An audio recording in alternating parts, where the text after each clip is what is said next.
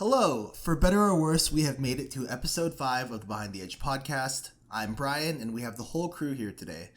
This is going to be the last episode where we introduce ourselves. Echo is going to be recording our Discord call overlay from now on and posting that to YouTube, so if you have any trouble discerning who is talking at a given point during the podcast, check those YouTube videos out. So introduce yourselves, fellas. Okay, so I just made sure... I'm Caleb, also known as Echo, and I just made sure that we are recording the overlay, so it's all good in that front. I am Jacob. I'm Vex.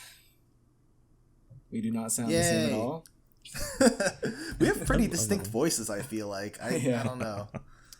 I think so, yeah. So let's move on to some housekeeping. We got 3 things to talk about. So the first thing is guest appearances. We do not have a guest for this episode because we were all a little bit busy this week, but we do have a guest planned for next episode. If you would like to be a guest for future episodes or have have suggestions for potential guests we should reach out to, please DM us at Behind the Edge Podcast on Instagram or email us at behindtheedgepod@gmail.com. Second thing is topics. So same thing. The topic for this episode is folding knives versus fixed blades. If you have any suggestions for topics you would like us to talk about, reach out to us in any of the previously mentioned ways. This includes any upcoming knives, news, or other things you would like us to mention. Maybe even if you're like a maker and you want to, have us plug something that's interesting. I mean, obviously we're going to use our discretion to choose what we end up talking about, but, feel free to contact us. The last thing is, we mentioned was it the last episode?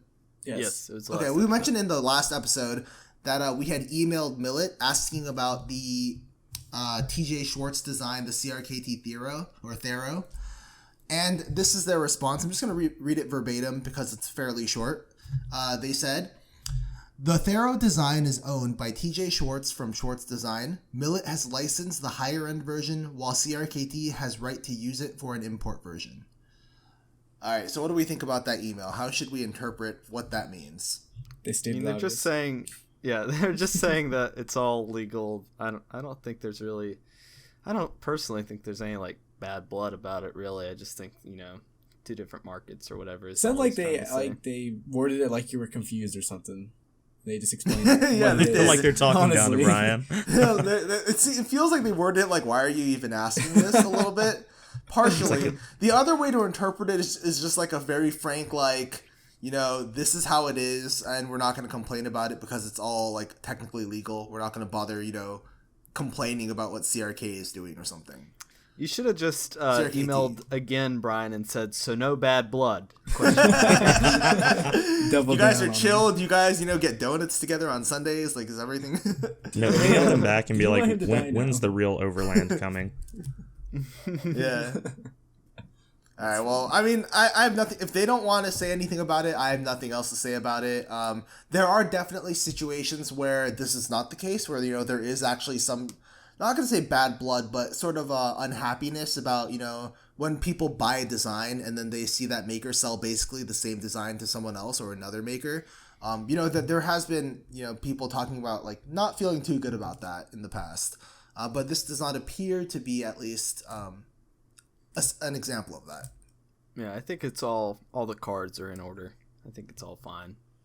Yeah, I mean, it is a little bit different. I mean, I personally, if I was Millet, I would be like, that's not different enough. But, that's all a case-by-case, personal opinion sort of thing. So if they think it's fine, then that's fine. They responded to you fast, so I was kind of surprised. Yeah, no, Millet is very responsive. You can also call them on the weekdays. I called Millet when I did some stuff to a Millet blade, and they instantly, they picked up. They instantly, gave me okay, just send it back to us. We'll fix it up. It'll cost this much. Everything was fairly easy to work out. So after you massacred a Millet blade, I mean, hey, thanks to that though, Gong has a very nice new Millet because they reblade the Millets if they have extra blades in stock. So, and they reblade at a pretty reasonable deal price. On that too. Yeah. So he got it even with buying a whole new blade and a backspacer, I think it was under $300 for him. So that's good. What are they even doing now, Millet? Do they have any plans or anything besides the new Torrents? I I don't know what. Well, you mentioned the Overland, right, Jacob? Oh yeah. Yeah, they announced that design. It's been well over a year now, I think, and I haven't heard anything about it since. So that's that. However, I did read a little while back. I think it's been about 10 weeks.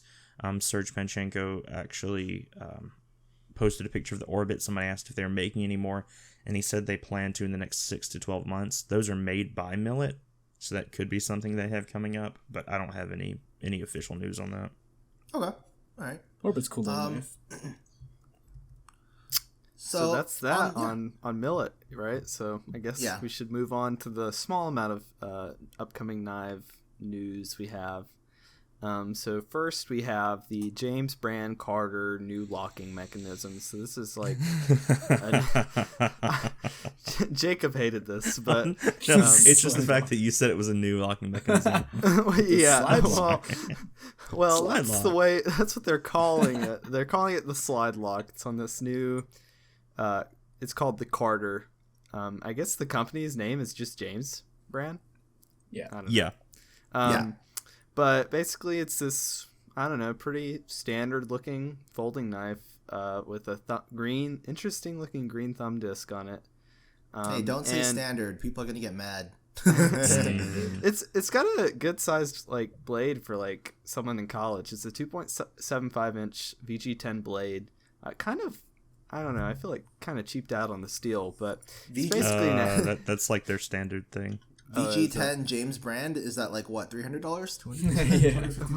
Well, you're joking, but it's pretty high. This one goes for $135, and you can buy it now. But basically, it's an axis lock. It looks basically the same as an axis lock. It doesn't rotate though, so the wear won't be even across the entirety of the lock mechanism. Yeah, I would like to see it taken apart, but I don't know. I haven't seen anywhere it taken apart. The pocket clip looks like a pen clip. So, I mean... kind of. Well, do you have a picture of it completely open or closed? I can try to find one. But I'll grab some real quick. But no. I mean, that's the only picture I saw of it online. They do have a micarta version if you want to spend an extra $30. Okay, I found one. I found one for you, Brian, to look at. Hold on. Dope. Hit me up. Really quickly. Oh, wait. I think Jacob put it down. Okay, so it's literally an axis lock. Got it. Yeah, it's that wasn't me, but... No, it's a slide lock, dude. Thank you. What are you talking about? It's brand new. It's like the axis mechanism is kind of longer than the axis lock, like the actual part where you grab your thumb. But it's literally basically an axis lock. So I mean, it's attractive. It looks good. Like it does look good. I don't know about the utility of that. Doesn't look great. Yeah, I don't know about the utility of that thumb disc, like how well it actually works. Like I feel like for thumb discs, you kind of have to try it out to know how well it works for that design. They're more iffy than thumb studs usually. What do you think about that clip? Yeah, what do you think about that clip? It's very deep carry looking. Like it looks fun. Like there it is. There, I just posted a picture of it in pants. I don't know why that. I think it's that Why is it person's sticking pocket. up a little bit? I think that person's pocket is small. I think it's that like bothers me pocket. so much. That's a good question. Possibly. It better be. I mean, what's the point of having an axis lock like ambidextrous if you're not gonna let the clip? The way this is one of those weird clips that kind of like reach around and go kind of into the. They like. It looks like it's ambidextrous maybe, but they kind of go like into the middle of the scale rather than like attaching to the side. Oh, nope. I just read on the website, on the James Brand website, it is fully ambidextrous. The pocket clip can be easily removed and replaced with the included lanyard insert. Interesting. So, yeah. Yep. T6 screws, though, unfortunately. If you like stripping your screws. I'm okay with T6 as long as it's well done. Good quality. Yeah.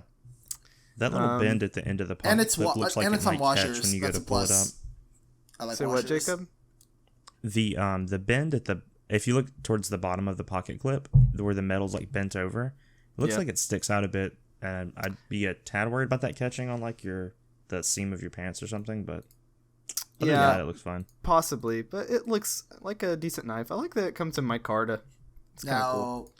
What do you think about that packaging, though? $160 for micarta. You see the packaging? Packaging looks good, I think. It's like wood, right? Yeah, they do well in the packaging.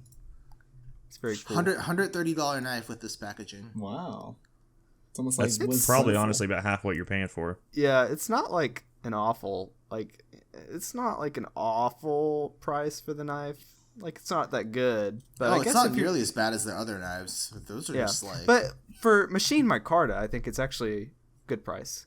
Maybe not for G10, but for machine micarta, I think it's good. I just wish they'd go with a different blade steel at this point. Like, VG10's not bad. It could be worse, but...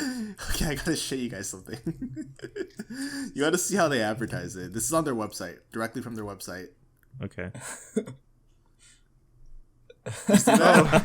Cutting in. Okay, so no, this is marketing genius because these knives, as we all know, are marketed towards millennials who we know love avocados. Hipsters also. It's a picture of someone cutting an avocado. No, they're on a mountain. By the way, he looks like he's on like a beach. He's on a beach, stranded for like 6 weeks. Like that's like a quick meal, just a little avocado up on. Yeah, he's on an island surrounded by pine trees with an avocado for some reason. He's shirtless. Oh yeah, shirtless, shoeless. Got those tattoos on the wrist. Like everything is positioned on purpose. You know that. Like, you know. Oh yeah. It's That's all just like how marketing works. Hipster marketing. All right, not a market that I know much about. So, what's next? Oh, we got something else. This is the opposite of hipster.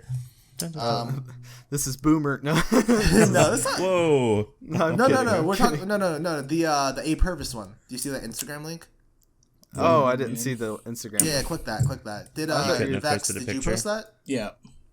Okay, so you want to talk about what that is? That's the new Wingman Recon 1 collab with Lee Williams from what's the first one called? The Dr. Death, MDDK, whatever. This one looks a little bit better it's just more interesting, but they need to stop with the dang lanyard hole. Like, that's excessive. Yeah, it's attractive though. Yeah, it's How much cool. is this knife? At least it's part of the design. It doesn't stick out like a sore thumb, but I think this is way more interesting than the first one. I think it looks sick, like honestly. Do we have like a price estimate on this? I'm guessing over $300, like $350 probably. I'd say. It looks really good though. I think it looks hot. What is that? Like a Japanese tanto or something? Like. Yeah. So yeah, it's a Japanese tanto compound grind. So you got what looks like a hollow grind for the main bevel, and then the tanto area it looks like a flat grind, and then you have a very deep swedge going all the way from basically past the handle actually up till the tip. So it looks really good. It's called a Uri. I don't know. And one thing in the comments says 425 bones, as in I guess dollars. Yes. I don't know. Yeah. I don't know how accurate Instagram comments are. 425. I don't know about all that. I mean, that sounds about what it would be though, because it's like a Recon 1 knife. So I know, but there's that Recon 1 markup, right? Yep. I like it, but I don't 425. That look at the flipper tab, how it's positioned. Like, you know how it's sloped so that your finger would rest on it. Mm-hmm. Yeah, that is the opposite of a certain knife that I own. I like the hardware. We'll talk about that later. the detent on that thing looks awesome. Yeah, it's made by Riot, I'm pretty sure, because the first one was made by Riot. So yeah, I think it looks very nice though. The blade fits into the handle very well. The Stonewash titanium scales looks great. It almost looks like that Ferrum Forge pass around we did, like same type of scale finish. Is that a Torx? Looks like a Torx. Yeah, it's Torx. Just custom hardware or pivot.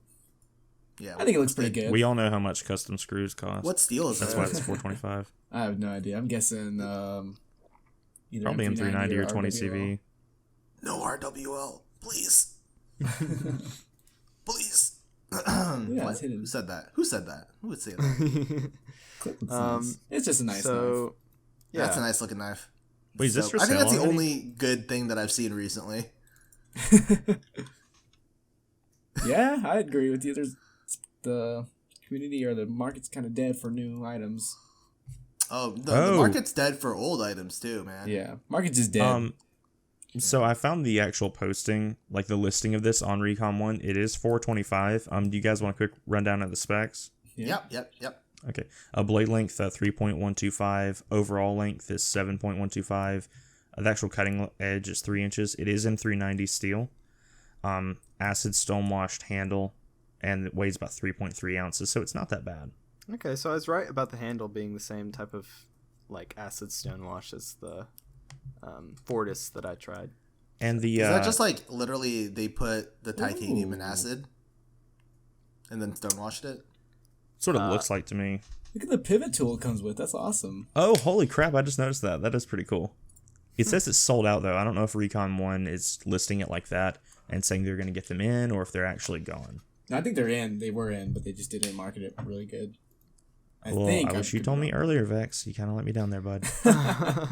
Well, they're gone. No, but yeah, now. the pivot tool is awesome. Even though it's proprietary, that looks sick. Like, it fits in with the aesthetic very well. Oh, it's not Torx. That'll do it. Interesting. It's not Yeah, I Torx? thought it was. No, it comes with a custom pivot tool. Aww. It looked Torx though. It did look like it had a Torx. Like a little in the center. I couldn't tell Yeah. it's so small though. It looked like if it was Torx, it'd be like T4. I like it, but I'm not. Oh, I like the detail in the first hole. You can see the Wingman logo. You see that when it's closed? Yes. That's Yeah. pretty No, cool. this knife looks nice. It's well I would designed. prefer if it was Torx, but that's the only knock I have on it, really. Yeah. Yeah. It's All right, nice. well, That's cool. let's move on then. What about this next knife? Who posted this? Next we have the Surge Panchenko Thorn Gen 3. Green Thorn? Just kidding. It's gonna be, I guess, coming out in December, and it'll have AEBL blade steel, and it will be custom made by Panchenko himself. So what do y'all think about this? What am I looking at here? Like, what is that locking mechanism? Well, it's I think it's a, what do you call it? Dang it. A friction folder. Yes. yeah. So does it cost like what, $125 to $150? No. I don't know. It's custom. Panchenko's customs, I think the cheapest I've seen is like 4 or 5. Yeah, they're expensive. Really? So For a you're friction paying, folder in ABL? You're paying for Panchenko. Brian, your knives are underpriced. We've discussed this. No, but I don't see for a friction folder that's all It's acid wash. literally So you're it's not paying even for your like that finishing and name. everything. Yeah, you're paying 'cause- for the name. It's Yeah, it's a I tiny it's a tiny knife too. It's only like the blade's like only 2 inches. Like, Yeah, Yeah, it's I like don't have super a- small. Yeah, I don't have a problem with the design. It looks fine. It's just like I'm looking at where the money comes from. Obviously, it's not materials because it's small and the materials are cheap. It's not the finish because it's all just acid stone washed. So that's not a skill thing either. You're paying for Panchenko's his time, The pre-order page his is important up. time. Does it say how much it is on pre-order? Copper with like the copper accents 480. All titanium is 430. G10's 400, and they have micarta in 400 as well. That's a lot of money. Let me see. Yep, friction folder. This is like a pocket cleaver, 2-inch by the way. blade. Yeah, AEBL. I'm not impressed. $480. Jesus, It's $480? Yeah. for the copper What? one. Yeah. This is about it. It's like it's funny when you see something like this next to the knife that we just saw. It's like okay. Now it's not overpriced right. all of a sudden. Yeah. Yeah, it's yeah. okay, all right, whatever. It's like, so when is everybody buying their James Brand? Yeah, I mean, I get it, but like, because like, and here's the thing, as a maker, you never want to really crap on another maker's like pricing, right? That's just as a general principle, but this is one of those few cases where no matter how hard I try to justify it, I can't see an input of skill or labor or materials that justifies that price in any way. It's chisel ground too. I just noticed that looking at Right, these exactly. pictures. Yeah, it is chisel ground. That's why I'm looking at it and I'm like, okay, acid mean- stone wash, super easy skill wise. The materials are cheap, and the chisel grind is also easy skill wise. Like you can do that with a jig or anything you want. Like it's very easy to do even for beginners. I can't see the pricing for this, like how it makes any sense. So $400, transparent knives, pocket cleaver win. Yeah, no, I honestly I'd rather shoot myself than do that kind of pricing for something like that. That's just me. Like I can't do that. Like I don't know. It's not about what people are willing to pay. It's about what I'm willing to sell for. Like when it comes to that kind of stuff, if you have the reputation, even I still wouldn't do it. Yeah, it's fair. But I don't know. Why can't you be a more greedy person, Brian? I mean, it doesn't even matter because I'm not big right now. But I'm just saying, if I ever got to that point, I still wouldn't do this kind of stuff. It's just not me. So Anyway, Brian has confirmed yeah. that his friction folders will be less than $40 when he makes them. All right. So what about this market slowing down? What do we think? Why is this happening? Is it happening even? What are we seeing? I mean, Saturation. I think everybody's waiting for December because there's just a ton of stuff coming out, like expensive stuff too. You have the pre-order for the Micro Evo coming up. The Void is coming out. The CKF 520, and those are all above $300. You know, That's true. So you think people are saving money for more knives? They're not saving to buy presents for their loved ones. Well, I think it's no, dude. Why? Who would do that? Yeah. it's the silence before the storm of buying. Yeah, we kind of. Oh, there were some more new stuff. The D2 JG10 Squid and the Boker Panchenko Copper Lancer, but both of those are really cheap. Like you said, we really haven't seen anything super expensive and big and hypey coming out. I don't know that I would pay $120 for a D2 G10 Squid though. On Blade HQ, they're $35. If you're, Oh. yeah, no, that's just some moron on eBay, Okay, I was about to say. and they're still in stock if you're curious. Yeah. I'm No, not. Squid's a nice little knife. I had Darth send me one, and it was pretty nice. I was not opposed to it. So it was definitely better than the Pilar in fit and finish. I'll say that. For a similar price. I think the Pilar design is nicer though. Yeah, So- I would agree with that. So we are thinking then that it's not that people are saving for the holidays to buy beautiful things for their lovely children and their wives and their significant others. It is because they are saving money for higher end pieces that are coming up soon. Okay, Is that would what you we're guys thinking? buy a CKF 520 or a present for your children? Yes. That's why I don't have children. I don't Exactly, have that's kids. what I'm saying. So 520 all day long. Jacob, you're like the only one with kids, right? So what would you Dude, I do? don't have any kids. I thought you had kids. No, I have a dog and some cats and a snake. I don't have any kids. Who am I thinking of? Who did I talk to recently that said they had kids? Probably Will last week's Maybe guest. He has a maybe couple of you them. heard that Jacob's wife is a children's librarian, so you assumed he had kids. She is. Maybe No, I that's why think- you assumed she had kids. No. Or he had It was someone in the Discord Darth? Group. Darth? It was Darth. I Yes, think. Darth Darth has has a kids. couple of them, I think. That's who I was thinking of. Yep. He's old though. Oh How my old God. is he? I have no idea. I don't know. He's not that old. I think Yeah, he's like he's like late 30 something. Okay. That's pretty old. Well, It's old. He's old for the That was old? Discord. All right. By the way, did you guys get any new knives No. this week? Yeah, that's fine. I don't care. This is my segue to talk about my new knives. Yeah, Let we can- me think real quick. Hold up. I might have. Did I? No, No? I don't think so. All right. I've been dying to talk about these two, dude. Been dying Wait, to talk hold on. I about might them. have got one. Let me think a little bit Okay, longer. fine. Hurry it up. Speed it up. he's trolling you. Go ahead, Brian. Talk Okay, about so your the fancy first new knife that I got is from Aaron. We all know him on the Discord as AMW1011. And it is the Civivi Insight in ebony. So this is, I don't know, this is like probably the nicest knife I've handled in the $60 range. Before I said that was the CH something or another. that I had. 3006. Right. Did I give that to you, Jacob? You sold it to me. I wish you'd given it to me. I think I just basically gave it to you. You charged me $10. So I charge you $2 after shipping.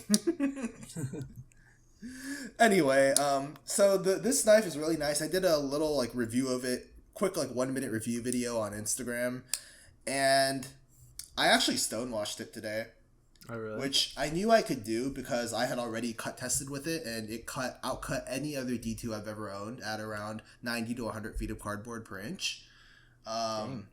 And so I was like, okay, it's basically like harder D2 than any other of the other stuff, so the edge won't get too messed up if I stonewash. And also the finishing on these budget Chinese knives is actually very high. It's very high grit.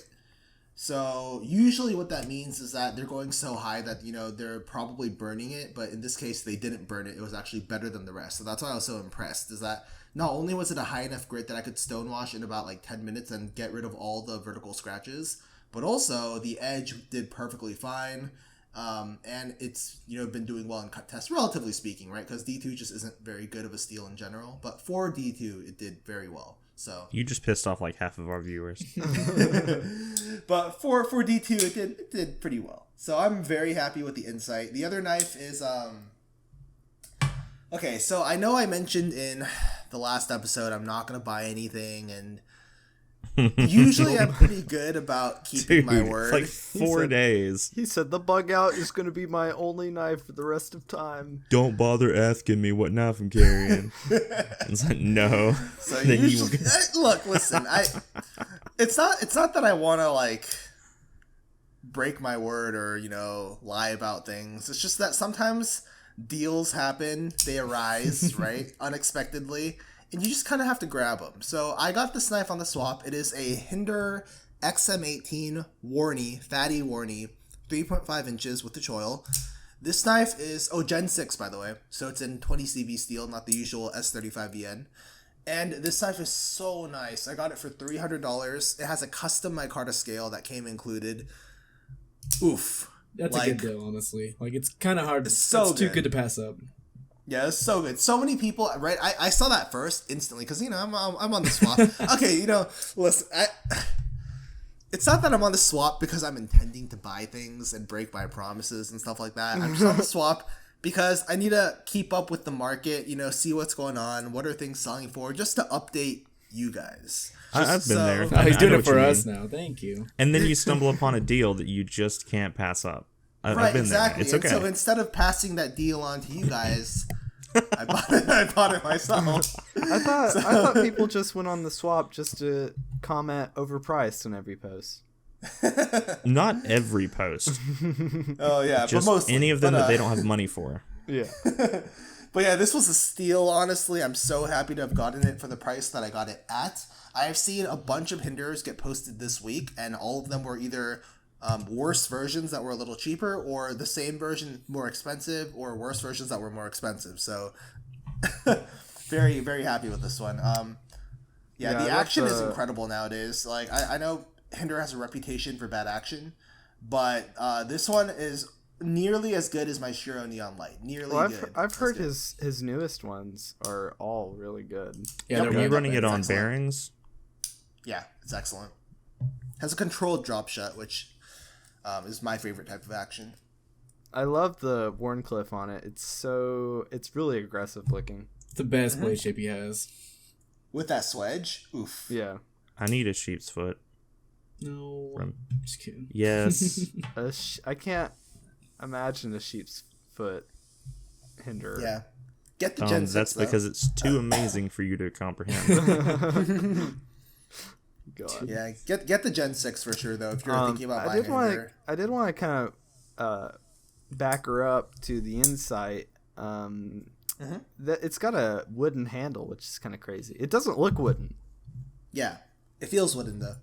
It feels wooden. It does kind of look like it has kind of voids in it, though, right? It does. Yeah, it does. It's definitely not stabilized, which I guess you have to expect for this price point. Yeah. If it was stabilized, then the wood itself would cost about $40. Right. So and the knife is 65 total. So yeah, it's really definitely cheap. not going to be stabilized. But for what you get for I mean, I remember when you'd buy, like, when we was doing their own, like, their in-house, like, well, I don't know how to word this. When it wasn't, like, they weren't doing a separate thing with Civivi, when it was just, like, budget knives. Yeah, they just had their budget versions with G10 and stuff. Yeah, those were, like, $100. And like, G10 and D2, whereas these are much more reasonable priced for what you're getting. Well, a couple of years ago, the best you could get was like a Delica. You can't even get a Delica for $60 anymore. No, you know. And then these knives come out. Of course, they're better. Mm-hmm. No, Delicas are they're way overpriced now. Personally, I think. By the way, we should inform the podcast that I'm now a certified electrician. What? I can't tell if you're serious or not. In case anyone didn't know, I have upgraded to knife maker and electrician. So I'm now have 2 occupations. It's a new tax added to your knives now. What are you talking about? Is that how you could afford the hinderer? Yeah, exactly. Yeah, of course. So what happened is, it is actually kind of why I could afford the hinderer. So the GFCI outlet in my garage broke. So I just didn't have power to some of my important machines, which is why I couldn't do some of my work this week. Now, if I wanted to call an electrician and have them fix it, it would cost me money, which would mean I could not afford the hinderer. But luckily, I know Darth. So Darth is an electrician, so he taught me how to change out the GFCI myself. And I did it, and it's a little crooked, and look, listen, you don't get things, you don't get things perfect on the first try, but it works 100%. It works flawlessly. All my electricity is back. We had a light that was like off, and we thought the bulb had burned out for a month, but it turned out it was just the GFCI being weird and not giving power to it. So now the bulb is back on in our garage. Like, everything is just perfect.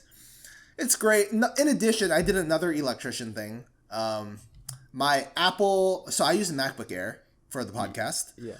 And my charger has been sort of not that good ever since my dog chewed on it.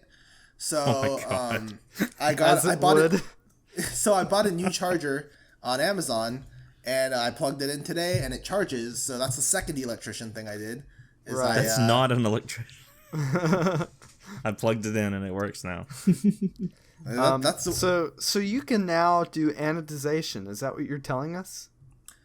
I mean, that's kind of below my pay grade, in my opinion. Whoa. Whoa. Throwing shade there, bud. The extent of things I am now able to do, I don't know if I want to anodize, but I'll think about it. Are you trying to tell us that you're going to quit knife making altogether and you're just going to be an electrician? No, electrician work is way too hard, dude. It is so hard. I'm like, oh, Darth, do I have to put this... Where? What? Do I have to turn off the breaker? Yeah, turn off the breaker? Which breaker do I turn off? Just goes and cuts the power line to his his house. Luckily, he had me buy a tester to test the outlet to see if there's still power running through it before I started, putting in the old screwdriver and messing around. Wait, wouldn't that cut into your hinderer fees? Yeah, but it was only $7. It was okay. Oh, okay. Never mind. That's not nearly as bad as I thought. Yeah. You have Darth around at your house all the time. He helps you fix your oven, and now your outlet. His knife making oven, don't. Yeah, my knife making oven. Speaking of which, I sent my first test samples to Kurt. So I excited and nervous. Yeah, I tested out some heat treat recipes and cryo and stuff. I mean, my goal is to get the best recipes and not be one of those makers who goes like, this is my secret recipe, like Krusty Krabs, right? Style. Like, I'm more of like the, I want to find good recipes and sort of just share them. Cause I mean, I don't think that really hurts me. Good heat treating recipes? Yeah. Like, cause the thing is like heat treating recipes that you get from industrial like data sheets, they aren't that good. Yeah, they're not for cutlery either. Right, they're not for knives. Yeah, so they'll be like, do not temper under 400 degrees, and then it's like, okay, but if you actually want the best performance for your blade, you need to temper under 400 degrees for that steel. So so that's why little things like that. I plan to tinker around and figure out the best recipes, and then maybe just share them on my website or something. That'd be cool. Or you can make a book, like a nice steel maybe a book about that if I accumulate enough information. How That's to money. heat treat knives. That's another hinderer there. You would be surprised. It is not as simple as it seems initially. You gotta give Lion It Steel a doesn't free seem copy. simple. Dude, I think even absolutely with a free terrifying. copy, Lion Steel would somehow bork it. But... How do heat treat M390? Guys, you're killing off potential sponsors here. Let's slow down. Oh shoot! Okay, all right. I have no doubts that Lion Steel will give us a sponsorship. Yeah, well, not I now. think we're good on that front. Definitely not after that joke. Well, No, I mean I fully intend to talk a lot of trash about Lion Steel, so I'm just gonna let's leave that one as like a. Let's leave that one is like the scapegoat, okay? Like we need to have one, right? Like we need to have one consistent company You that get we one just... shot of podcast. and So before we're season bypassing desist, CRKT. We're going straight to Lion Steel. I know. I don't want to deal with the Italian mafia. Oh my god. I don't. Okay, look. So my heat treat batch, right? I just finished. Got it. It just got finished yesterday. So Peter's shipped it out, and it should come tomorrow, hopefully. Why don't more companies just outsource their heat treating if they're so bad at it? Because it's too much money. Oh, Is it though? Because Quiet Carrier vicious does it this for, week, for Brian. the drift. I don't think. Yeah, Quiet Carrier doesn't make that much knives to begin with. I feel like. That's true. Maybe like it's just too many for the outsourced companies to handle. Maybe it's because it's cheaper and not many people complain about it. Yeah. Most people don't even Well, care it's about cheap if you don't. quantity. It's cheap if you don't do it properly, which they aren't. Exactly, and So. not enough people are like. No one has cared until this year. Yeah, they're not Yeah. buying. They're not like protesting the company's bad heat treat with their wallets. They're still buying the knives, and so the All right, it companies starts aren't here. going to change. This is now a protesting podcast. But that's just how it is, you know. It's gonna start Yeah. like if you, it's you know, that's how it is with anything. If you don't buy it, that's what's gonna get the company to change, you know. So Yeah, that's true. It's funny how that works, though. Like, if you're only heat treating, like, you know, small amounts like I am, it can be cheaper to do it in-house. yeah, And then, you know, but then if you do it, like, in medium quantities, it's cheaper to outsource. And then if you're doing it in large quantities, it's cheaper to do it in-house again, but at low quality, apparently. yeah. One thing I kind of wanted to move to, since we haven't done it yet, and you know, before we get to the main topic of the episode, I wanted to talk about our pocket dumps because we didn't do that. So Oh, yeah. I'll start. So I'm carrying my Spartaco Manix 2 in S110V today, with you know the blue, Blurple G10 scales. I haven't carried this thing in like weeks, like a long, like I don't know, 9 weeks or something like that. So I've been neglecting it, but this is one of my oldest knives actually. And I've been trying to rotate my knives out more and more because like over the summer I kind of get in a rut where I end up like carrying the bug out every single day because I wear shorts. So it's like, oh well, I don't want to carry my giant Manix 2 or my, you know, PM2 or whatever, because it's just too much for shorts, you know. So been trying to force myself now to like rotate out, and this is the one today. It's kind of funny story with this knife. I took a gigantic chunk, well, it seemed like gigantic, you can't tell that it's lost a kind of significant portion of the cutting edge, but I got this knife when I was like 17, and I'm 20 now. God, I've had this knife a long time. I got this knife when I was like 17, and this is kind of when I was still beginning into knives. I did this really dumb thing where I'm holding my PM2 in my left hand, my Manix 2 in my right hand, and both are closed. You're dual wielding. I'm dual wielding, but they're closed, right? Right. So I'm like yeah, and I flick them both at the same time with my thumbs, and well, you know what happens. The PM2, They caught each other. The PM2 comes out like just before the Manix 2 does, but it's swinging out faster, so it slams into the blade of the Manix 2 and takes this huge chunk out of it. Oh and I'm gosh. like, oh my god. Wait, what steals the Manix 2 again? S110B. Oh, okay. So it's like the translucent blue one, isn't it? Yeah, the Blurple. I like that one. Well, Yeah. if it had been S30V, it would have chipped a lot more. God, I don't know actually. S110B is really chippy. I was just making fun of Brian. Curious because I used to own an S110V before I knew how to sharpen. Mm-hmm. And then I also sold it before I knew how to sharpen. So I never actually got a chance to sharpen S110V Well, and like use so it myself. that actually was segues. And so here I am, 17 years old or whatever, with this huge chip in my Manix, and I'm like, well, I guess it's a good time to start being better at the Lansky sharpening system, which at this time I don't have diamond stones. I have the mineral stones. You'd be So there I'm all like- day. So I'm like trying to sharpen this S110V Manix on extra coarse, like the extra coarse Lansky stone, mineral stone, and I'm just like grueling at it for such a long time, and I'm not sure what the deal was with those stones, but the S110V on this Manix just really did not like it. It did not want to get like a sharp edge. Like it was always like a wire edge. Like not really a wire edge. It's just like it would be a working edge. It would never be fine and polished, you know? It would always just be really choppy. So once I got 2 years later, and I just always kept a working edge on this. 2 years later, once I got like the diamond Lansky stones, that's when this knife finally was shaving hair sharp again.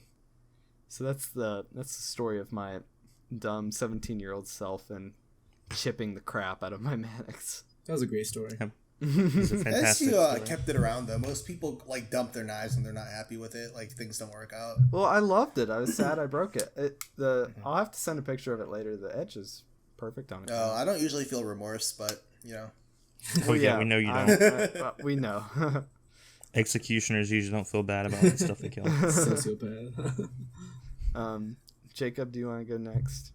Sure, I'm carrying my Spyderco McBee today. Oh, really? I've anodized it gold. $25 jipping. Sorry, what? Yeah, it's by far the best, highest quality jimping I've ever experienced. To be honest, I don't think I know anyone who could do jimping any better on a knife like this. Proprietary jimping. Yeah, I mean it's really good. I can front flip it really, really easily, and now that it's gold, it's beautiful and it's perfect. It is actually very beautiful. Did you anodize it yourself? I did. Neat. I'm carrying the Holt Spectre because I might sell it to buy a house one day. Dang it, dude! Quit carrying such fancy knives that I want a little bit. Should we mention that, by the way, the Nick Shabazz charity auction? Sure. What's it at now? What is that? Can someone check, please, what that's at right now? It's probably like 10 grand. So Nick Shabazz is selling one of his Holt $2,500. Okay, it's still just sitting there. What is the charity? What charity is he donating to? Domestic violence. Yeah, he always donates to the domestic violence charity. Gotcha. Which is it's a fantastic cause, but I don't have $3,000 to drop on a Spectre. Yeah. Yeah. Just get that credit card. Okay. Rack it up. So it's at $2,500. There's still 2 days left. After whoever wins it gets a Spectre, one of the old ones that Nick Shabazz had, and that I think the difference is donated to charity. No, the entire the whole thing. Yes. When it's the underpayment instructions, it says you'll make a donation directly to your local domestic violence shelter and send me the receipt. The Holtz donated that knife specifically for the auction. Oh, okay. I didn't know. Oh, it is that one. I forgot about that one now that you mentioned Vex, because I think they gave that to him. Yeah, they gave that to him so he could do this whole thing. Well, it's very nice. It's gonna be making a lot of money, so that's good. Pretty selfless. Yeah, for sure. Oh yeah, it's a good cause. He got himself a brand new Spectre. That probably cost this much just up front. Yeah, it's crazy. It's like basically full Damasteel because Nick Shabazz loves Damasteel. So it's got, a Damasteel blade and then a Damasteel inlay on the handle, and it's I think it's a titanium bolster block kind of thing. It's weird. It's way too polished for me. I know I would scratch it the day I had it. It's neat. It's cool. Yeah, sure. It's unique. I'll give him that. Yeah, I think, if you're going to do an auction, charity auctions are the only ones that are okay to me. I don't really like auctions in general. No, I'd rather just sell it straight up, personally. Yeah. Well, yeah. I would agree. 2 days left. I want to see how far it goes. I don't know if they just went crazy on the bidding because there's already 22 bids. But... Yeah, they've been busy for sure. Mm-hmm. And Brian, you're obviously carrying the Hinder. Ooh, which one? Which one do you think? Which one do you think, huh? Hinder. I think he's carrying the Civivi. No, it's the Hinder. We heard it popping open earlier. Which one is it? I have both of them next to me for the podcast, but which one do you think I've been carrying? Flip one and I'll tell you which one it is. Hinder. Wait, you want me to flip the one I actually carry? Flip whichever one, I'll tell you exactly what it is.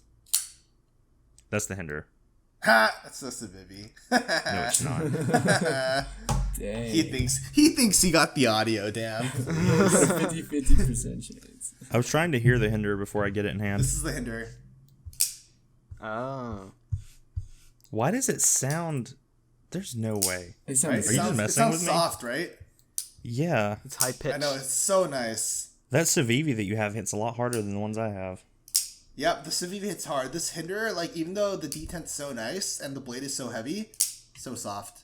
Oh, my heart. Man, I My can't heart. wait to. Okay, calm down. I can't wait No. to edit Brian. these knife flipping sounds later, so they're not loud. Well, now that you've mentioned them in the podcast, you've broken the fourth wall and you have to leave them in. Yeah. So, People want to hear I'm them. actually... Now that people want to hear them. Yeah, I've actually been carrying the Civivi, not the Hinder at all. Mm-hmm. This is mostly because I'm curious about how the Civivi performs overall. So I'm doing an experiment right now where I'm going to be testing a toothy edge. So I'm going to carry it with, like around 250 grit and then strop edge.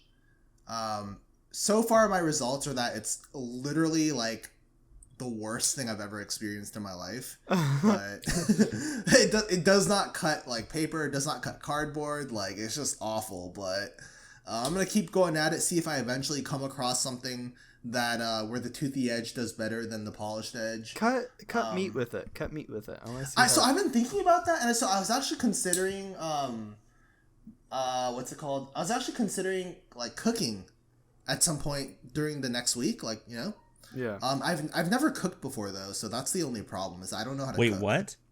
You've never cooked anything in your life? No, I cooked like some pasta once. Right. But yeah, that's about it. So What? I'm not really Dude, how do you... Didn't you go to college? yeah. What did you do at college?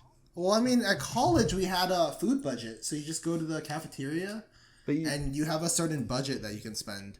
well, yeah, but like, I mean, And you lose the money if you don't spend it, so you might as well spend it. well, yeah, but still, I'm at college and I have a meal plan and all that. But like, I don't know, I cook sometimes. Wait, do you eat breakfast and you eat... What if you get hungry at 3 a.m.? You just... Because I know you're up. Yeah, He drinks a glass of water. Yeah, then no. I mean, you can use the food credit at so I went to Duke for context. You can use the food credit at the places that are open all night. You went to Duke University? Yeah. Like in North Carolina? In North Yeah, Carolina? Yeah. Bro, And you you're didn't come and kidding visit me? You're kidding me. Why? Bruh. That is such a prestigious school.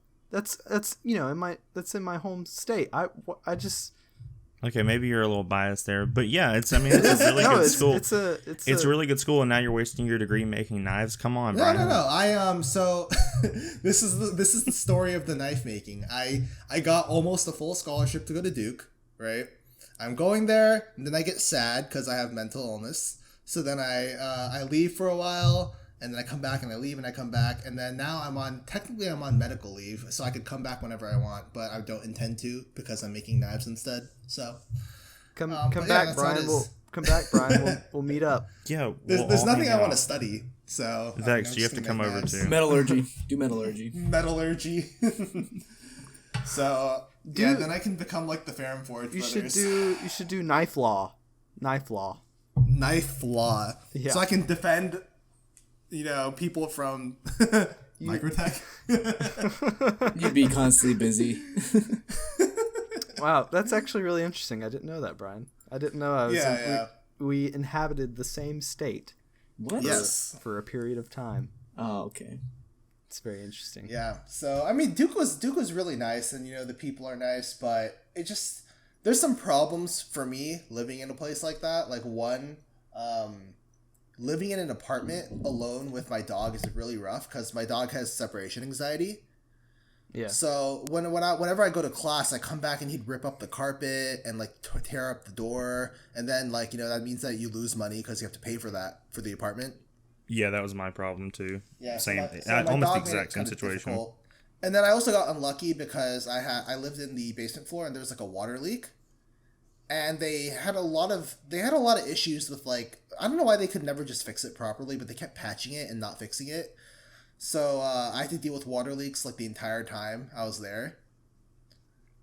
Which That eventually, sucks. I mean, and I was too depressed to like really do anything about it. So I didn't complain until I left, and then I was like, you know what, that really sucked. Give me my money back, and then they did, so that was okay. But Well, that's nice they gave you your money back, actually. Most. Well, I mean, my sister is a lawyer, so Does Duke Oh. not make you like live on campus your first year, or did you like?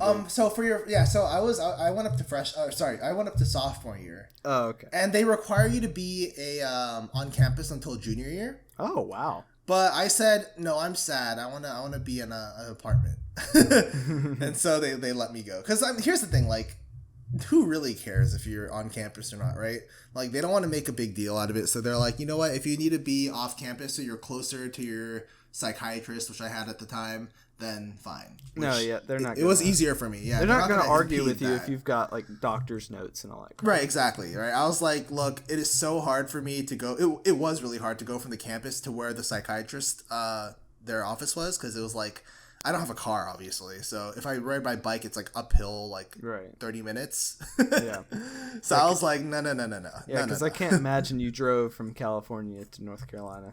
Right. I-40 right. all some the people way. do, but yeah. So all right, let's get on to the topic though. So the topic for this episode is folding knives versus fixed blades. I think this is an interesting one because there's a lot more nuance than people might initially think. Because what do you guys think is like the general reason for carrying one or the other? Well, I would Use think. case. Well, yeah, use case. But I would think like basically like I feel like in every situation that I would carry a fixed blade, I would also have a folding knife in my pocket at the same time, Yeah, just in case. Yeah, just like as a backup, But the only time I would really carry a fixed blade is like if I were going camping or doing something outside, some really heavy duty work, that I didn't want to just completely rely on a folder to do because, like I would say a lot of times you're going to find a fixed blade more comfortable to hold and use for long periods of time compared to a folder, just because it takes more nuanced to handle design to make a folding knife more comfortable than a folder does. Yeah, I agree with that. Like, there's nothing in my daily life where I need a fixed blade for my folder couldn't do, so I carry a folder. So I think at the end of the day, what it comes down to is convenience, right? Like the folding knife is more convenient for you to carry. You can, put it in your pocket, right? So it's, it'll fit in your pocket first of all. Okay, I mean that's fair. Well, I think another thing, a lot of people using fixed blades are using them for cooking as well, right? So like, you make a lot of chef's knives, Brian, right? For people. So, I mean, like that's where I would prefer to use a fixed blade knife rather than a folding knife because I don't know. I mean, I know some people like to eat and cook with their pocket knives. I don't like to cut chicken with my paramilitary too. It's just I don't want to. I've used a Spidey chef for that and it worked just fine. But I can also like completely wash out that knife. I wouldn't just use some random knife from my collection to cook. That'd be I don't want to deal with getting gunk like food guts up in there, acidic steak up in the pivot and all that crap. Have to wash. It's just easier to use a fixed blade for that. So. Yeah. So let's say we're talking about kitchen knives. So I thought we were going to talk about camp knives first, actually. Because, one of the things that people usually talk about when they say folding versus fixed is they say, okay, if you need a sturdy knife where the lock won't fail because there isn't a lock, use a fixed blade, and so that people are usually talking about like camping knives, bushcraft knives. Like you wouldn't want to use a folding knife for that. In our case, I think most of us are not outdoorsy people. So, unless maybe I mean that's very right. Oh yes, I think most of us aren't, but that's definitely a case where you would want to carry a fixed blade. If you need to depend on the sturdiness of the knife. Now, one thing to mention though is there are hidden ting and full ting fixed blades. Obviously, if you want the reassurance of like no lock and it being sturdy, you want full ting because for sure. Yeah. Hidden ting is basically the same as like a locking knife. Like they're both not as strong as full ting, just naturally. But I like that you mentioned kitchen knives because I think that the kitchen knives are like a good. I don't know what to call it. Like a good example of a fixed blade that. I think that's what most people will be able to relate to because that's going to be a fixed blade that I think most everyone is going to at least have in their home. Yeah, that they use on a fairly regular basis. So to think about it this way. think about the profile of a 10-inch chef knife and making that into a folding knife. It's not that it's not possible, but the handle would be so big and bulky because of how wide the blade is, and like Benchmade did it. Did they? Yeah, they made a folding prototype where the blade's longer than the handle. Oh yeah, Benchmade. Oh, the one where the handle like sort of gets bigger, right? There's like a section that comes out. Yes, but that's wildly impractical to carry. Yeah. Well, not only it's not only impractical to carry in the kitchen. It's not very nice either because it's so much more convenient to have a knife block where you just put all your kitchen knives in and just pull them out when you need them, right? Yeah. Stick them back in. Like a wooden knife block. Yeah. Exactly. I just think that it's easier to do. So when it comes to convenience, there are actually situations where fixed blades can be more convenient than folding knives. I think that's one situation where they're easier to clean. You don't need to have like a weird shaped handle to accommodate your blade. I just think that the kitchens are a good example of an area where fixed blades are, in my opinion, actually more convenient. Mm-hmm. Yeah, than for sure. A folding knife. Another example is like, with kitchen knives, a lot of times you're going to want to be able to have a lot more real estate than you would have with like a folding knife. Like you're not going to want to be cutting up, carrots with like your peeler. You're going to want this, you're going to want to be able to do a lot more work a lot more quickly. So size is going to matter a lot. Yeah. So, and that also applies to like, bushcrafting and stuff like that. If you're trying, if you're out in the wilderness and you're trying to cut up wood for a campfire and you're like, batoning or something like that, you're definitely going to want something that's more sturdy, bigger, just more well equipped to do something like that, in a pinch. Yeah, I agree. And so, what else is there? Oh, there's also fidget factor, right? So that's the reason why a lot of people like their folding knives over fixed blades, is they like to play with them. No, you can't fidget with a fixed blade very well. I mean, unless you've got a cool holster. You could put a fidget spinner on it. I mean, yeah, you could, I guess. Epoxy a fidget spinner to the handle. Sounds. Wait, that'd be Both awesome. sides. Imagine, no. You have a flat bottomed handle, and you epoxy the fidget spinner to it so that you can hold it while spinning the. That's genius. I'm gonna do that. I did have Do this. it, Brian. I still have it. It's just kind of rusted, surprisingly. I don't even know how, but I had this neck knife. That it's the K-Bar snake charmer, and it's an S35 VN K-Bar fixed blade. It's meant to be a neck knife, right? And it's a very simple knife. It's just like a tang, and then a clip point blade, and then there's a circle or a hoop or a loop, whatever you want to call it, for your pinky I see to it go now. in. Yeah. Kind of like It's wavy. Yeah. Yeah, so it's like a snake. But that knife was kind of fidgety. The holster it came with is kind of neat. It I don't know how to explain it other than that it clipped around the back of the blade, and you could pop it out, and then you could spin it around on your pinky finger. So I guess if you want to do something like that, kind of playing around with something like a karambit or something like that, then yeah, it's a little bit fidgety. Yeah. Seems Now, slightly dangerous. It is. When we look at the companies that make fixed blades, there aren't a lot of companies that use more modern steels. Yeah, it's like So BG10. we're talking K-Bar, SE, I don't know what else is there. Bark River. Ontario, Becker. Tops Bark does. River. So Bark River would actually probably be the most high end of the steel users in terms of the fixed blade industry. Whereas most of the ones I mentioned don't really do anything other than high carbon steels. Yeah.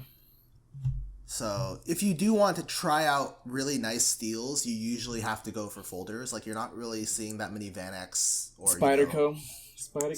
The one Yeah. Spyderco, the fixed blade Spyderco makes is like VG10. The- Mule team. Oh, they do have the Mule series. You're right. They have the mules, yeah. So I don't even know where to buy those at. You don't get to buy I have them. no idea. What? No, you don't get to buy them. You have to sign up for the mule project, and then if you get selected, I think you get to buy it then. That'll do it. Yeah, it's actually really cool.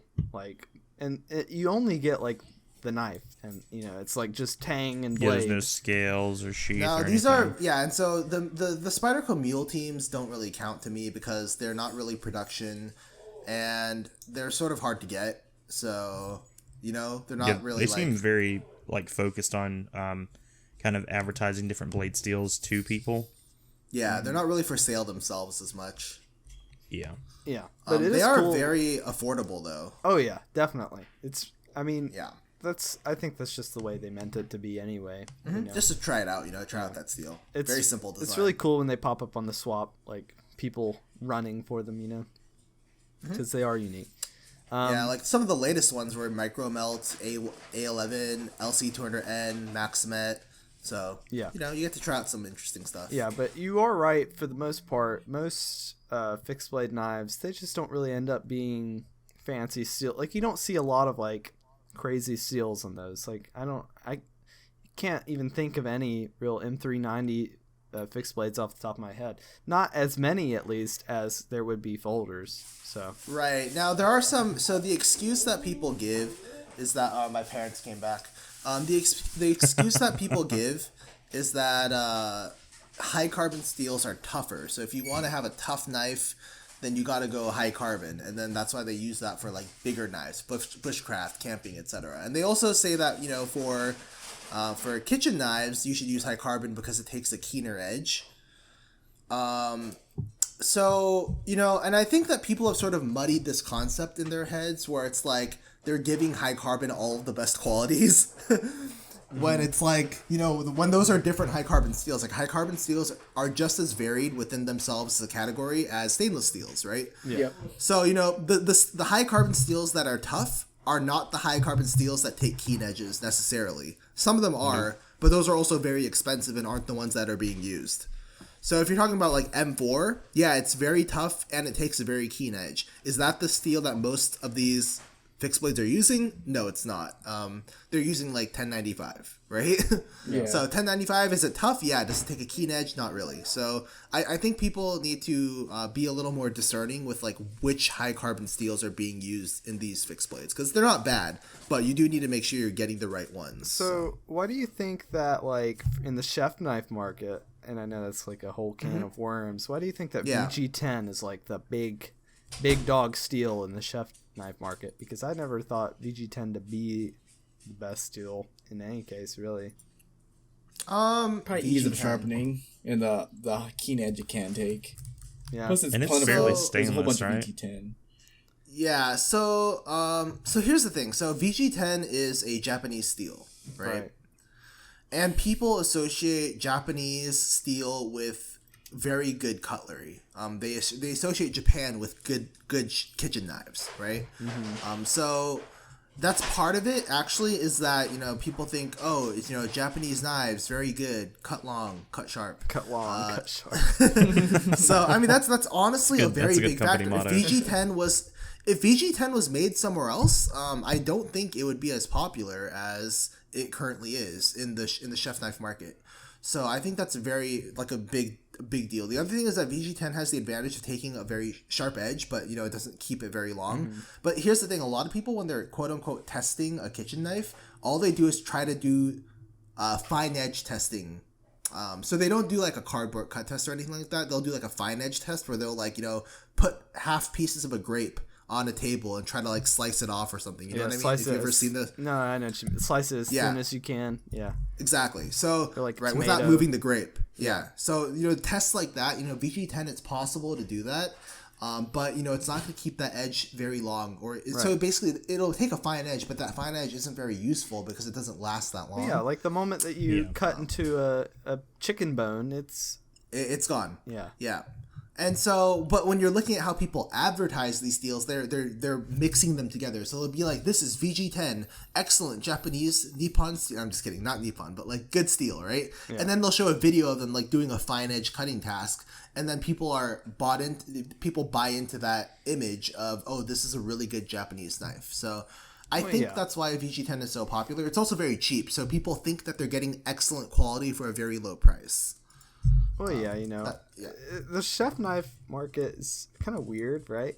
Because that's like a market that blends normal households with like an enthusiast community, you know?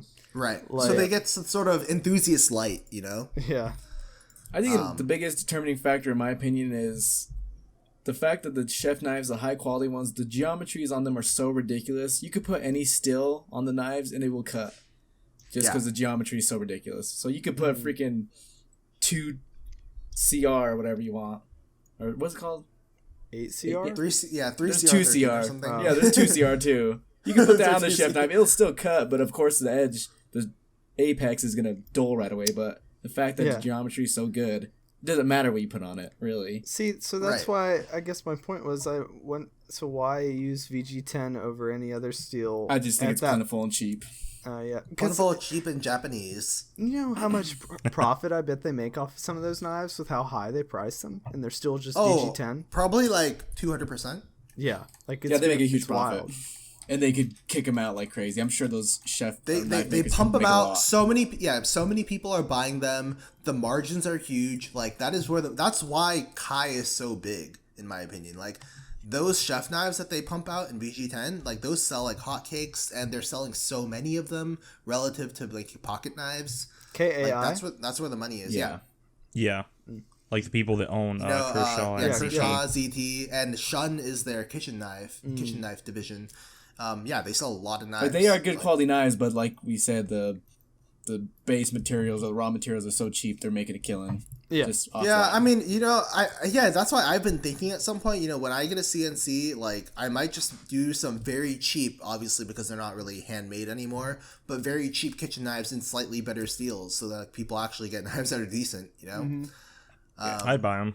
Yeah, like I would love to do like a very cheap kitchen knife sets and like pretty handle materials but not super expensive and like nicer steels than VG10 and just it would be super efficient for me. That'd be awesome actually if you made little sets like just little that's something I want to do in the future. That'd be amazing gifts like even if it was like cheap little like just wooden handles and all that stuff like that'd be awesome. Oh, if you can match the handle wood to the knife block wood. That'd be sick. Those would be amazing spousal gifts. I am actually already thinking of making some sets, but they're obviously going to be handmade because I don't have a CNC. Yeah. But yeah, I wanted to do some sets of like where like it'll be like the same handle materials with like the same stripe of material, so little things like that. Hit me up if you decide to sell one of those sets because I've kind of been looking around for a decent set. So I'd be potentially interested. Mm-hmm. Yeah. Cool. But yeah, those are all plans for the future. Obviously, I have to finish my current batch first. But, that's a lot of knives, like 56 knives. Yeah. Yeah, you've been really busy lately. Yeah, it's actually been crazy. Because especially with the reblade thing too. So I have to cut out 35 reblades, and then I also have to do the 56 knives that are coming tomorrow. So actually, like almost they're coming back tomorrow. Yeah.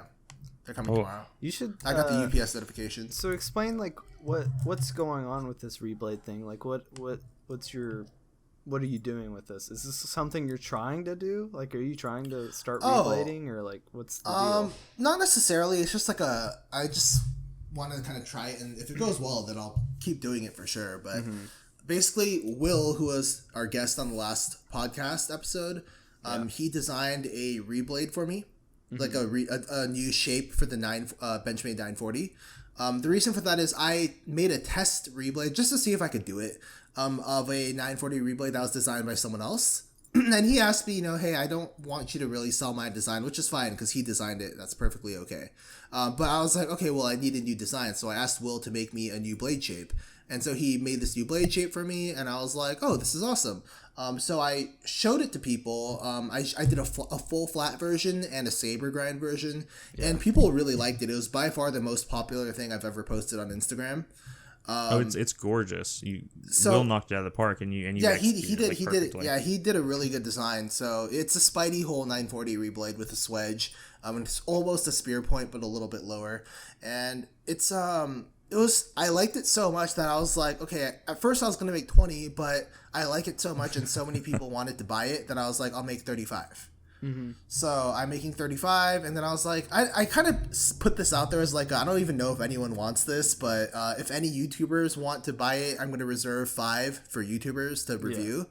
And people just like, it was within like an hour, like, you know, all those spots were taken. So I was like, okay, well, I guess people do want it. So what YouTubers? So it's going to. Not me. Did you? No, I don't own a 940. Okay. It's let's see. It's going to Super Steel Steve, Tom Hosting Outdoors, Average Bros, Stasa 23, and Nick Maffei is not a YouTube reviewer, but he's going to review it on Instagram. So I said that was fine. Okay, cool. I'm excited to see Tom's video on that. Very nice. Yeah, no, I want to see a cut test. By Tom and Steve. Real 62 HRC. Well, yeah. So I'm always very curious about how my own knives are going to perform. So I like to see cut tests of my knives. I know some makers are nervous about it and they don't like seeing it. I don't really understand what the nervousness is about, because if it doesn't do well, you can just improve, right? Like, it's not a big deal. But yeah, so I always like seeing my stuff get tested. Yeah, and so this is the first case where I get to see Peter's stuff get tested, because I haven't really, I used Peter's years ago, and that was for like the first knives I ever made, and those have never seen the light of day. So these will be the first knives that I make publicly that will be heat treated by Peters, who have the best reputation for heat treating in the knife business. I want to see how their knives at my geometry perform. Like, that's something I'm really curious about. So yeah. I'm excited to see it, really. They're really, really cool. It seems like it's something people really want, too. Oh, yeah, for sure. I was like, I didn't think the demand would be... Because I was like, I'll make 20 and hope they sell, you know? Yeah. And then people are like, can I get on the list? And I got, like, so many messages saying, can I get on the list? Which there is no list. But... Yeah, but I was like, just that made me say, okay, I'll make more, you know. So, how much does it cost? Like, how much? Like, if I were, they're gonna be $186 shipped. Shoot. For just the blade. Yeah, just the blade. What steel is that in? It's 204p, so M390 basically. Nice. At Pretty 62 good. HRC. Very nice. Yeah, and then if this one sells out, I'll do different steels. So do you probably you just send them? How do you do this? Do you like mill out so you just like to Peters? No. Like, so do you send the like when you're sending to a customer, do you just send it to the blade? I mean, send the blade like just like wrapped up, and then they install it. I've been thinking about doing like a cute little box, maybe. I don't know. Oh, that'd be nice. Yeah, just because it's just a blade, so it's like I kind of want to do something a little. And then the customer takes it out and they install it themselves, like a it's just a blade. So I mean, you just pop out your old. For anyone who's listening, actually, if you own a 940, you don't have to disassemble the whole thing. You can just take out the pivot screw, poke it out the other side, and then pull out the blade, and then you can put the new washers on both sides of the new blade, stick it in, and then finagle it a little bit, and then you'll have the blade back in without having to take the axis bar apart. You make it sound like it's as easy. It was hard for me at first. I struggled for like 2 hours figuring out how to do it the first time, but after I got it, I've done it so many times now that I'm like I could do it in like maybe 15 seconds. I remember taking apart my Benchmade Griptilian and trying for 2 hours just trying to get it put back together, and like you'd almost get it. I am All Might. Yes, another All Might to edit out. No, like trying to get it together, and then the washer like pops out and slams down onto the table. I'm like, what the heck? Yeah. So the strategy there is you put the washers on both sides of the blade, right? Yeah. And then you're disengaging the axis bar. You stick it in. And then what you do is you take a very thin stock knife with a thin edge, and you poke the washers in so so the washers are basically aligned with the pivot hole and the blade hole. Mm-hmm. Okay. Now, once you can see air, you take a T6 torque spit and you just mash it around in there, and that'll make it so that it's all perfectly aligned. Yeah, that's basically what and then I did. And then I just shove the pivot in, and it works every time. It just takes a lot of until you kind of figure out exactly your method. Yeah. Like I would use I was using a paper clip to finagle everything around, try to get everything lined up correctly, because that's basically, it's easy. It's just that you have to get everything lined up just perfect. Yes. That's the problem. Yeah. I hate taking knives apart. It's so tedious. Oh, I love it. I love it. I don't when mind it's it like, for most of them. I love it when it's like a frame lock flipper. It's like daggum. Yeah, you It's can't like- mess that up. It's like cutting butter, like But it's like it's not hard, but like when it's anything with a something spring crazy, in it, no. Oh, God. Oh, my God. Benchmades in general are kind of suck Benchmades. as far as like disassembly. I Suck. Don't remind me of the spring, the Taking Mordax spring. taking apart my Mannix 2. God. My favorite one is any integral, like my Paisan, is like 30 seconds. Oh yeah, It's integrals so are the quick. biggest Oh, brain God. disassemblies. Button locks. Button locks are Don't hard to don't Hey, talk about hey, button locks. imagine taking apart a CRKT button lock.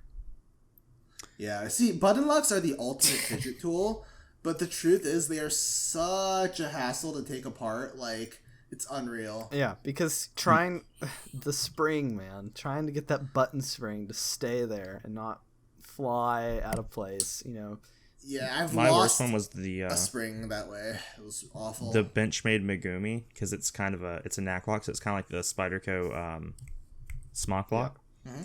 But it's also like a quarter of the size, and it has a bunch of other little tiny parts in it because it has like wood and carbon overlays, and those are separate. It has a screwed in octagonal stop pin, which makes no sense. What?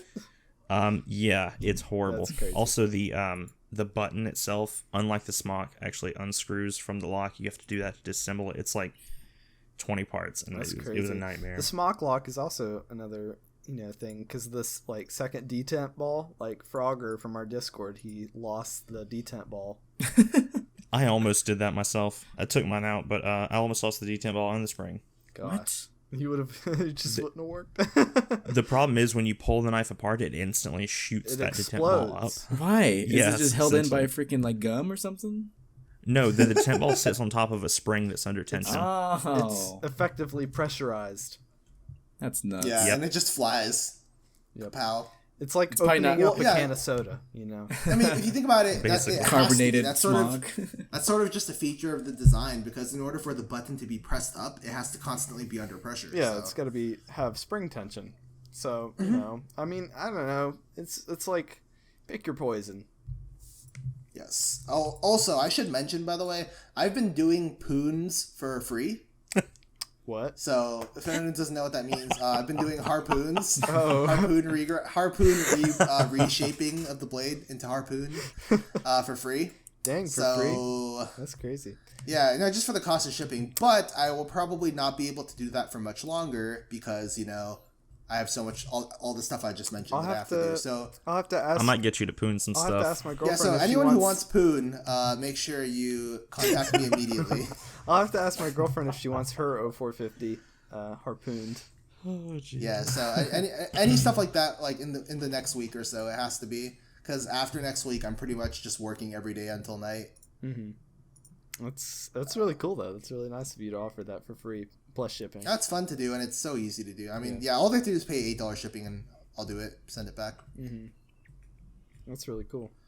Yeah, I would even do the shipping if I was rich, but I'm not rich, so I No, can't pay shipping- $8 every Shipping's time. expensive. Shipping's like Yeah, it is. Yeah, I mean, if it's you up. ship 10 things, $80. Yeah. Poof. That's crazy.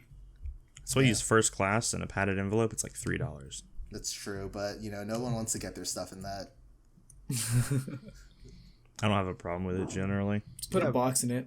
If it's like cheap stuff, I don't mind. If it's like a $300 knife, that better come in My price. Thorburns Yeah. came like that. My Thorburns saying- came like that. Yeah. What? You're saying you don't want a $186 reblade in a paper envelope? No, Actually, to be 100% honest with you, I wouldn't care. Well, if it gets to me, that's all that matters. Now, if it were like a $600, I'm being conservative here. Thorburn, yeah, I'd be a little pissed off. So your Thorburns came in like the padded envelope specs. Yeah, Wow. because I That's paid for hilarious. 1-day shipping. Oh really? It's like you paid $900 for Oh. a knife. What's another $50? Nothing. true. Jesus. Wow. So you got it. You got it 900? next day. Yeah. That's nice. Think I have any type For of patience? $900, it better ship in a freaking A chest. stork drops it off. They better hand deliver it to me. How A many drone, how many $900. how many Thorburns do you have? 3. How much are they? 900, 750. Oof. I just totaled my knife collection, and I think Vex has me beat just by owning ridiculously expensive One of knives. his Thorburns is close to the price of my entire collection. I mean, I don't have that much right now, so. Brian, you own like $350 worth of knives. Brian, is it? I don't know if you're able to. I don't know what you and Will have agreed or whatever, but aren't you working on like some designs for Will, like some like fixed blade designs? Mm-hmm. So, what'd y'all agree about that? Like, how did that come about? Did he just ask you? We should have asked this on the last podcast, but did he just ask you like? If you would do designs for him or what? No. So what happened is, I'm super efficient with how I cut out my steel. Yeah. And so based on that is what the steel price comes out to when I put it in my price breakdown. And there's this one thing that was bugging me when I do wide blades is that, the handle is still going to be the same width, but the blade is much wider. All that space in between or underneath the handle, right, is just wasted steel because I can't fit another knife in there. Mm-hmm. So I said, okay, Will, I need you to make a small knife for me, like a small design that'll fit so I'm not wasting that steel. Mm-hmm. And then that's where we came out with that small neck knife, the Guppy, that's going to be coming out soon. So excited for that. Small one is going to be is what started that. And then I was like, hey, this is really nice. And then he was like, oh, well, I can make more. And I was like, okay, well, the things that I'm looking for are things that I'm not really don't know that much about designing. So the first thing I told him to design for me was a camp knife because I don't have any camp knives that really in my design collection, I guess. So he designed the Beaver for me, which is a camp knife, and he was explaining to me like all the elements he was thinking about, like, hey, this is like a thumb divot where you can like have a lot more like grip, and then this is for like striking stakes into the ground, which is like why the tang is shaped flat at the bottom. Like all this stuff he was explaining to me about like camp knives and what makes them good. So that's awesome. So as we were talking about that, then like we just had to make some other designs too, like a slicer knife and stuff like that. So all those things were elements to consider. Mm-hmm. We considered things like, given the steels that we have available, what designs would be good. So obviously the camp knives will be in like 4V or 3V. Yeah. Whereas like, we had a slicer, I have so much 204P, which you would never use in a camp knife. So I had so much 204P that I was like, okay, what's a good slicer? And so we had a slicing like scalpel-like design. So, that's sort of how it came about, where I just had all the steel and I had leftover steel that was being wasted. And I was like, I need an efficient way to use this stuff. Mm-hmm. So... Yeah. So I really like that. Who came up with the names of these? I had Will come up with all of them because whoever designs it should come up with names. He struggled. Yeah, but I really like them. I like what he came up with. The Guppy, like that's great. Oh, I love the Guppy. Guppy is a great name. Guppy is a fantastic name for a knife. Yeah, Guppy is a great name. Beaver. The Warncliffe is called the Perch because it looks kind of like a perched.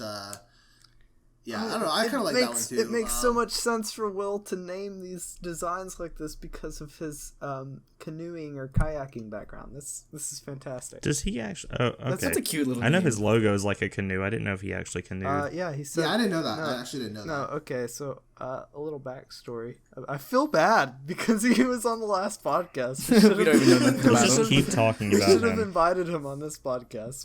He probably would have said yes. But anyways, Will was very close with his grandfather, and I think I could be wrong, but he did a lot of like kayaking or canoeing. I think it was kayaking.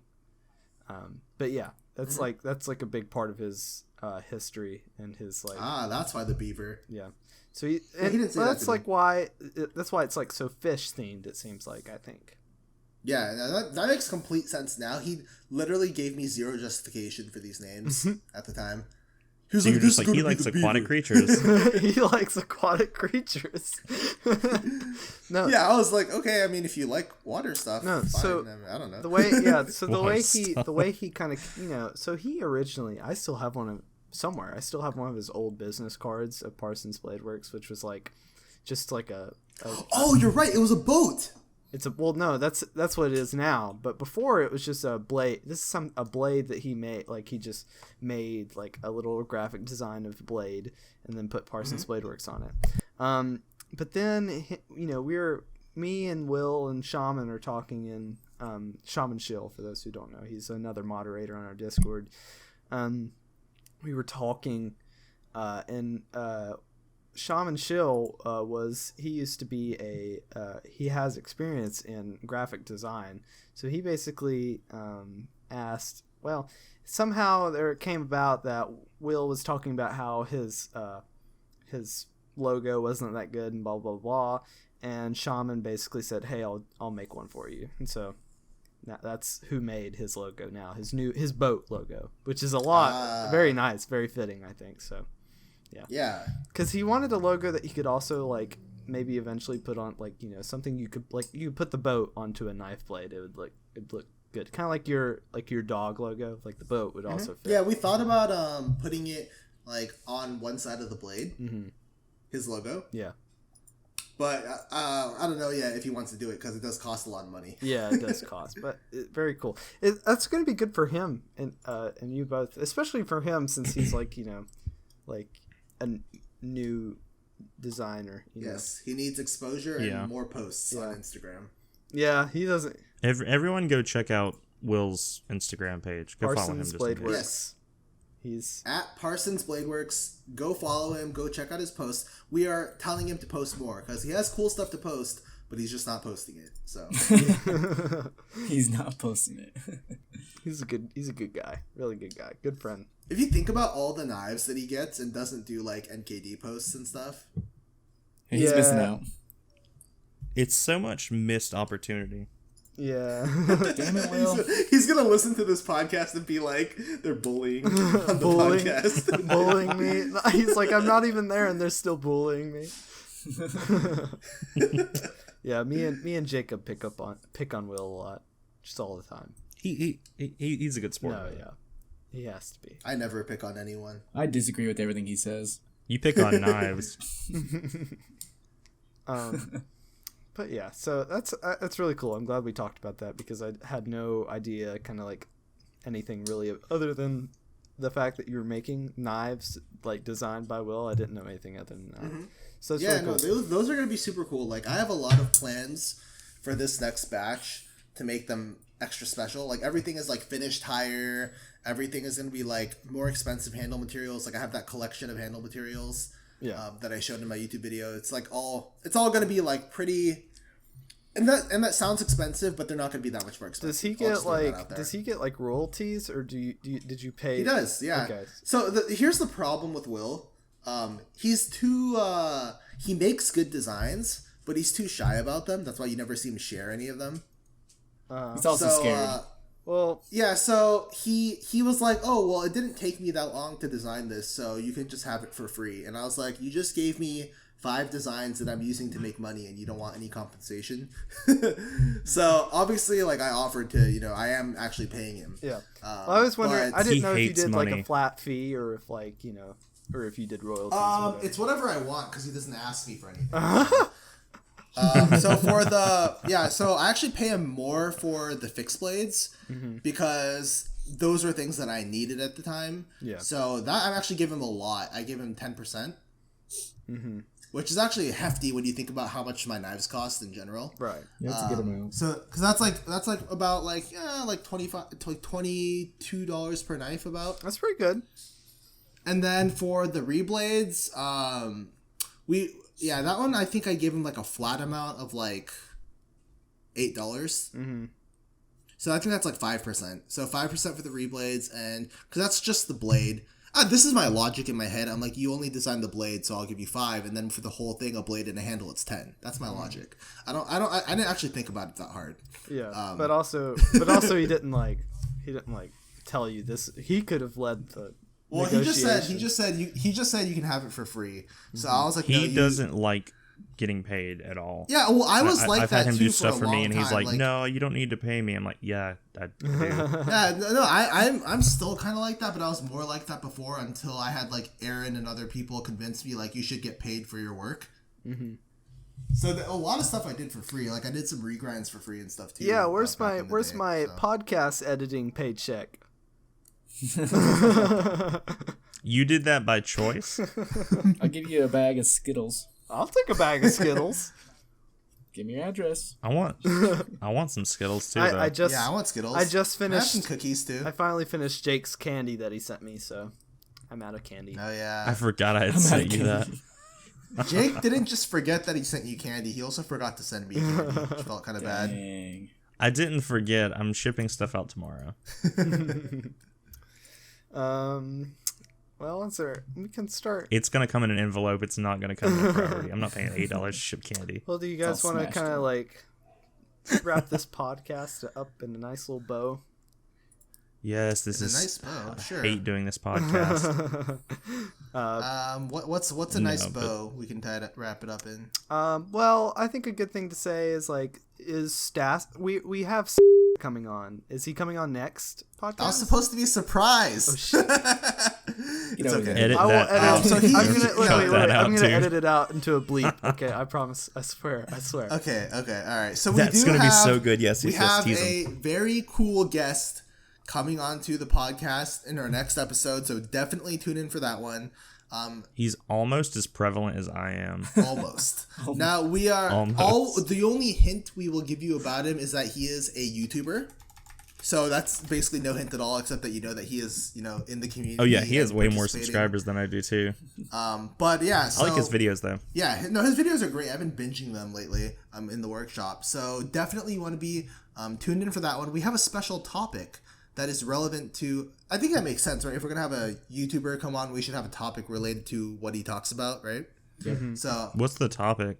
the topic is going to be modding and aftermarket modding. Oh, I'm excited. Awesome. Right. So Because I just started doing that. Yep. So aftermarket modding, we'll be talking about things like why do people mod, what mods are cool, what mods are out there, what goes into the pricing of a mod, all those things. I think that'll be really cool, really interesting. So yeah, Awesome. that's what's coming up. Well, you guys will be able to look forward to that next podcast. You can find us at behindtheedgepod@gmail.com. You can email us any questions you have, and if you want to be a special guest, possibly. And also Behind the Edge Podcast on Instagram. And you can also talk to us on Discord if you go to the sidebar of r/Knife Club on old Reddit. You can click the link there and talk to us. So, all right. Yes. And please do. Wait, last thing. I mentioned this in the housekeeping, but if you not only if you want to be a guest yourself, but if you have a suggestion for someone else you would like to see be a guest, tell us and we will reach out and use you as an excuse. We'll say our guest X wanted to see you on the podcast. So that way it's less awkward for us to ask. Just like we have a sort of like a social in, Yeah. Yeah, so when are we having Nick on? We should ask Nick at some point. Yeah, I I definitely think about asking him sometime eventually. Let's wait until we actually have our stuff together. Wait, what? We have our stuff together. Yeah. No. Yeah, we're good. All right. Well, without further ado, I will see all of you on the next podcast.